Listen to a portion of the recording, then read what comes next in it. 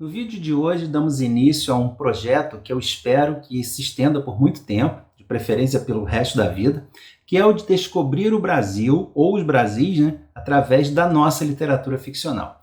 Então sejam todos muito bem-vindos ao projeto Descobrindo o Brasil.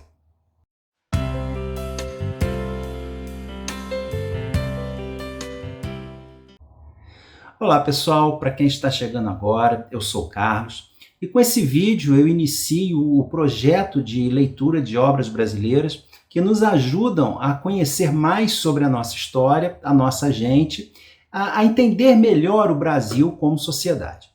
Eu fiz um vídeo apresentando o projeto. Para quem não viu, eu deixo o convite para dar uma olhada. O link estará aparecendo aí nos cards e também na caixa de descrição do vídeo.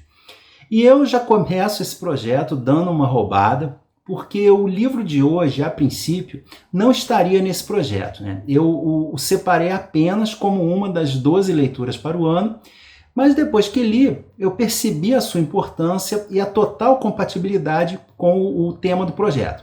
Então eu decidi incluí-lo aqui.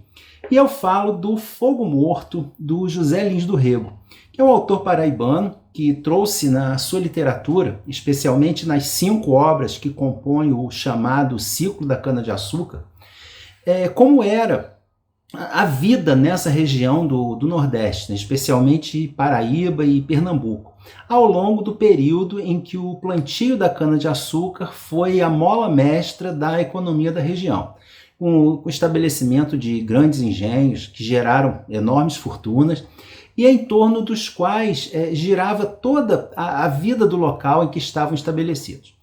Esse conjunto de 5 obras se inicia com o Menino de Engenho e se encerra aqui com o Fogo Morto. Mas por que é que eu peguei justamente o último livro para ler? Primeiro porque, mesmo fazendo parte de um ciclo, as obras desse ciclo da cana-de-açúcar são independentes. Então não é necessário que se leia as anteriores para entender e apreciar o livro. Segundo, porque esse é considerado não só o melhor livro do ciclo, mas também a melhor obra do Lins do Rego. E por fim, por oportunidade mesmo, já que esse é o único livro do ciclo que eu tinha para ler. E eu quero aproveitar a oportunidade para agradecer publicamente ao querido professor Oswaldo Arthur, do canal O Garrancho, que foi quem me presenteou com essa obra magnífica. Eu acredito que a maioria aqui já conheça o canal dele, mas quem não conhece não sabe o que está perdendo. Então vá lá conferir o conteúdo do Garrancho. O link estará também na caixa de descrição. Essa edição é da Global, tem 392 páginas, uma boa diagramação, embora as páginas sejam brancas, e traz como extras 2 textos, um do Mário de Andrade e outro do Gilberto Freire, ambos publicados logo depois do livro e que já apontavam a posição de destaque que Fogo Morto alcançaria na literatura brasileira. O link para compra, como sempre, estará na caixa de descrição. E eu ressalto que se você se interessar pela obra e quiser adquiri-la, ao entrar no site da Amazon, utilizando esse link, você estará contribuindo sem nenhum custo adicional para um projeto social, porque eu recebo uma pequena comissão que repasso integralmente para uma instituição de assistência. Não custa nada para vocês, mas é um auxílio enorme para quem necessita. Eu fico muito agradecido a quem puder colaborar. Fogo Morto foi publicado em 1943 e é uma obra dividida em 3 partes, que aparentemente contam histórias separadas, mas só em relação ao protagonista de cada uma, porque todas fazem parte desse cenário maior que é a decadência do Engenho Santa Fé. E cada uma dessas partes seria um retrato dessa decadência. Na primeira parte, nós conhecemos o mestre Zé Amaro, é um celeiro, que vive à beira da estrada, dentro das terras pertencentes ao Engenho Santa Fé, num terreno emprestado pelo antigo dono do engenho ao seu pai. Ele viveu toda a vida ali, exercendo esse ofício de fabricar, de consertar artigos de couro, mas está cada dia com menos trabalho, sabe que esse seu ofício está fadado à extinção por conta dos produtos industrializados e mais baratos, E o mestre Amaro é um homem extremamente conservador, alheio à modernidade, é extremamente orgulhoso, autoritário e faz questão de reforçar a todo momento, né, que é um homem livre, independente, que não aceita ordens de ninguém, nem que ninguém grite com ele. E como o próprio nome já diz, Amaro é um homem amargo, ressentido e desconta toda essa mágoa na família, que sofre os seus desmandos. E essa família é composta pela esposa e a filha, que já tem cerca de 30 anos, não se casou. E, além disso, é uma criatura calada, triste, sempre chorando pelos cantos ou murmurando orações e cantos religiosos. Ela aparenta ter algum distúrbio psicológico ou mental que só vai se agravando com os maus tratos e o desprezo do pai, que deixa claro que o que ele queria mesmo era ter um filho, que essa filha é um estorvo na sua vida e a castiga com brutalidade. Em uma cena violentíssima, o mestre Amaro quase a espanca até a morte. E além disso, né, ele está adoentado também, sente dores, e seu único alívio é sair para caminhar pelas estradas à noite, até que passa a correr um boato ali pelas redondezas de que ele seria um lobisomem. E isso faz com que as pessoas que cruzam com ele se afastem ou evitem até mesmo olhar para ele. E isso, claro, só aumenta o seu rancor. E uma das coisas que mais enraivece o mestre Zé Amaro é quando o dono do engenho, o coronel Lula de Holanda, passa em sua carruagem, indo ou voltando da igreja e ignorando a sua existência. E essa primeira parte do livro é bastante lenta, um pouco repetitiva, principalmente nas falas do mestre Zé Amaro. Mas eu acredito que seja proposital, né, para sublinhar o total marasmo que é a vida dele, né, uma vida estagnada, sem objetivos, que está chegando ao fim. A segunda parte tem como protagonista o coronel Lula de Holanda, e a narrativa volta no tempo até o século XIX, e nós vamos conhecer toda a história do Engenho Santa Fé. Não só o seu período de formação, como também o início da sua decadência.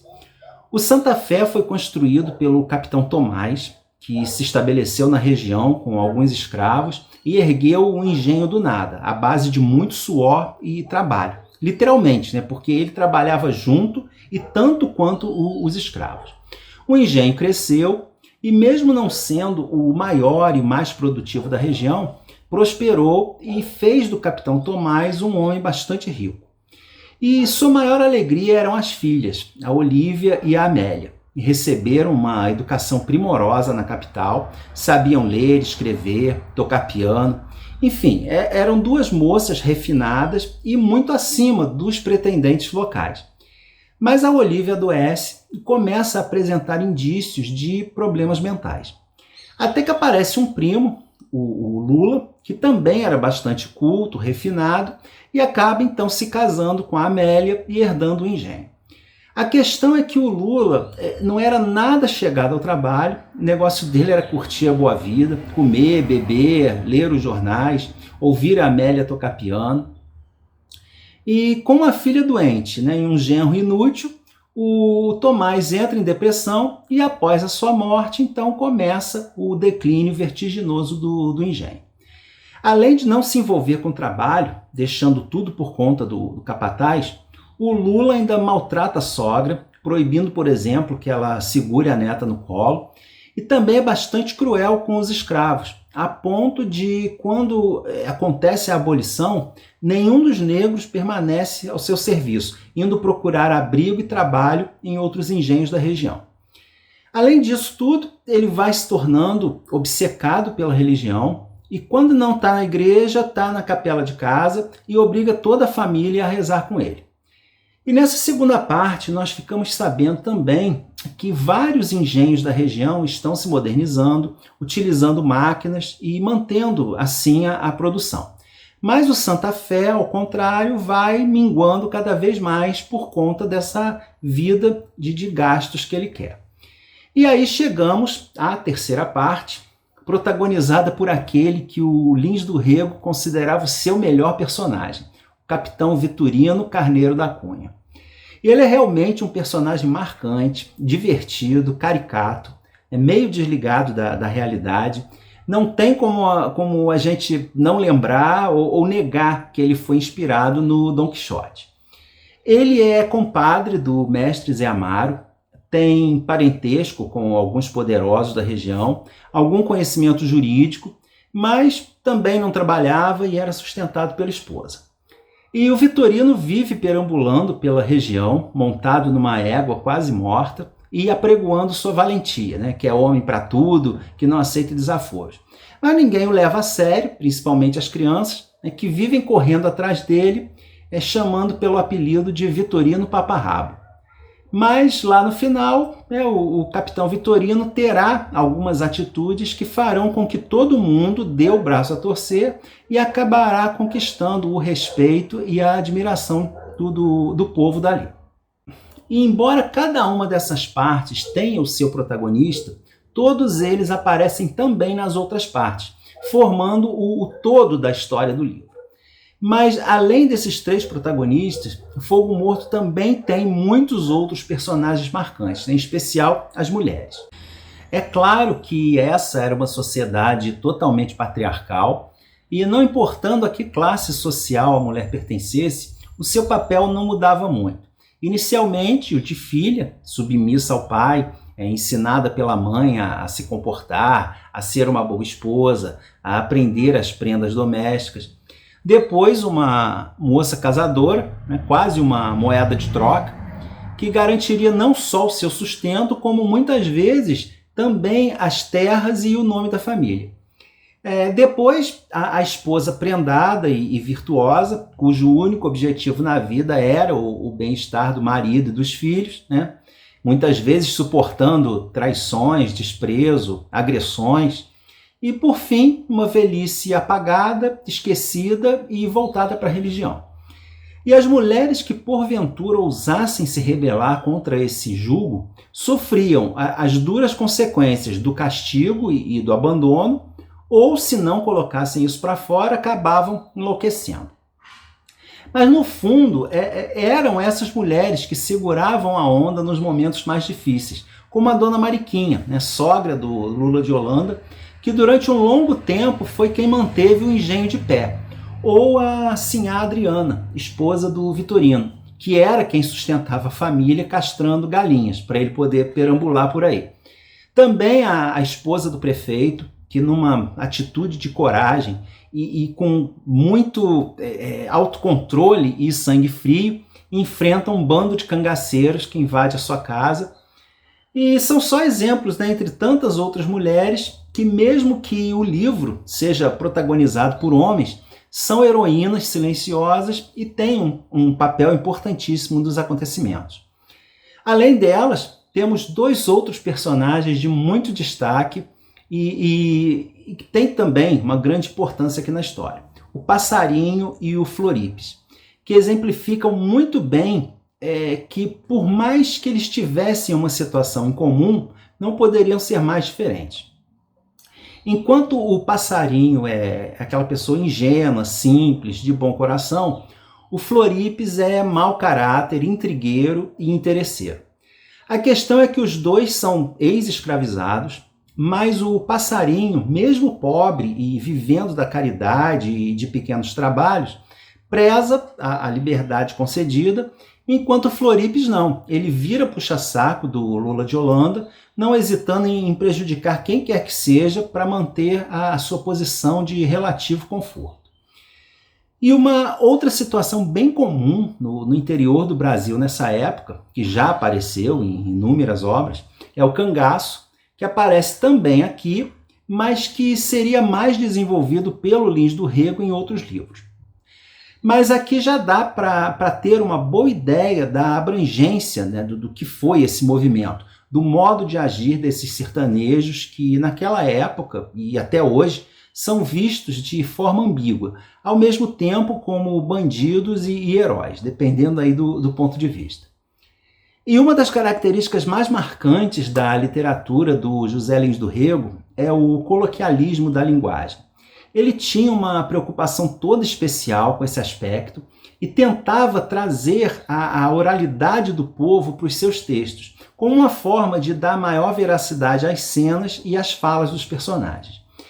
Então, mesmo que a história prenda a atenção e a leitura seja bastante fluida, não deixa de ter uma certa dificuldade por conta desses regionalismos.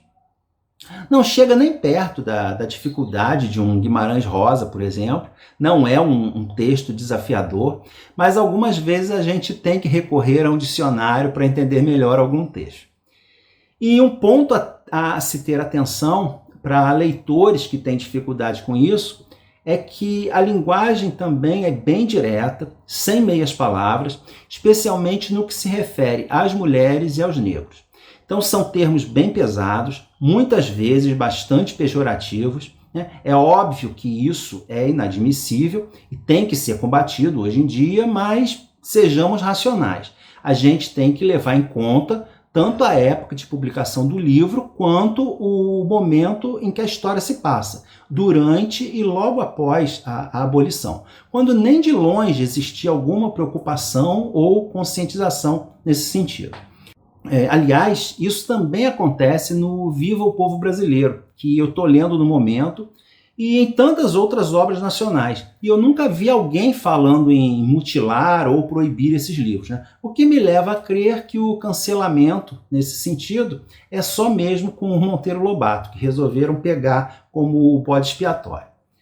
Fogo Morto é uma obra fantástica que retrata muito bem esse declínio da soberania dos engenhos de açúcar e de como esse declínio afetou direta ou indiretamente todas as pessoas, de todas as classes sociais, cujas vidas orbitavam em torno deles, que durante séculos foram a locomotiva da economia nordestina e um capítulo importantíssimo do passado do Brasil como um todo. É o fim de um ciclo que se apagou de uma forma bastante melancólica.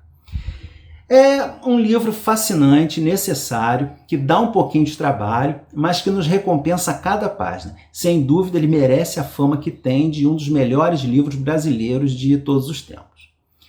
Existe um filme de 1976, estrelado por Jofre Soares, Otton Bastos e Ângela Leal, que infelizmente sofre de um mal bastante comum em produções da época. Foi tentado fazer um filme de arte e com isso a história ficou em segundo plano.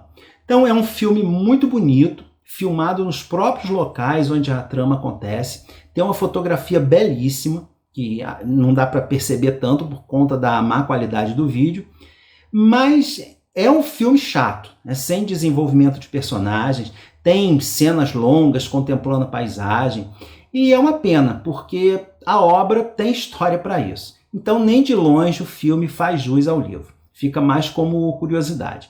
Eu deixo o link na caixa de descrição para quem tiver curiosidade de assistir. Então é isso, eu espero ter conseguido passar um pouco do que é esse grande livro. Recomendo demais a leitura. Se você já leu, me conte aí embaixo nos comentários, né, quais foram as suas impressões. E eu fico por aqui agradecendo a companhia de vocês e a gente se vê na semana que vem para descobrirmos um pouco mais do Brasil com a nossa literatura.